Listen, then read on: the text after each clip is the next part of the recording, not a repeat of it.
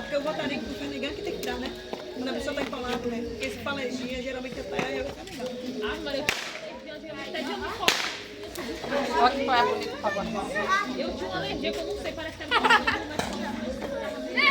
mas ele, onde eu passava, se eu passasse aqui, se eu passasse aqui, Nós voltamos aqui que eu vou Tá queimando, velho.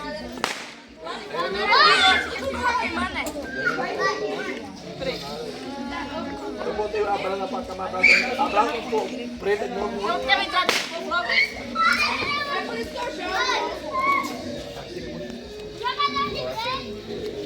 Até o coração massa. máquina da e onde coça? Eu vinha coceira. Acho que eu precisava, você não pode coçar. Mas quando eu coçava, ela não vem.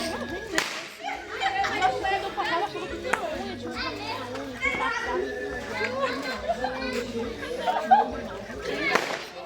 Tá muito nervoso.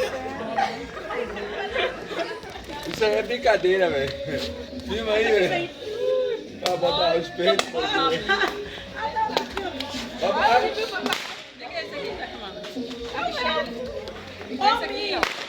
Ô, meu! Como é que é a outra? É de mim. O milho dela é de mim. Por que você botou? e a roupa tá limpa e enchendo de areia. Me dá isso. Ela achando milho, com milho dentro do bolso ainda. Tá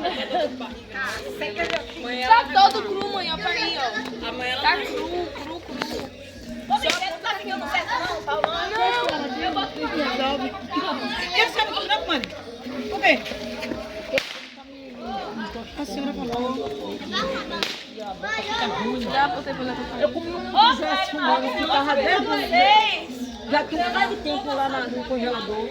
Tia tirou pra esquentar, que ela não comeu toda vez. 7 Luiz. Sabor não fica, não.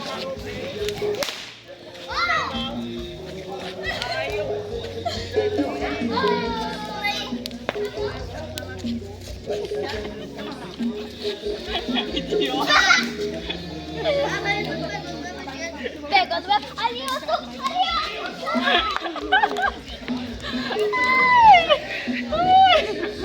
Eu vou ficar aqui.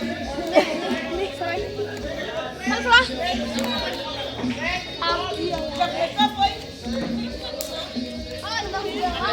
Ah, eu não vou mais, então. A cara só. Eu não vou mais. E eu Só não fica misturando. botando milho com o negócio. Eu comi o amendoim um bocado. Agora, praticamente o amendoim vai estar bom. Olha aqui ali. Tá pegando o que, Kleber? Sei lá. Doce aqui, ó.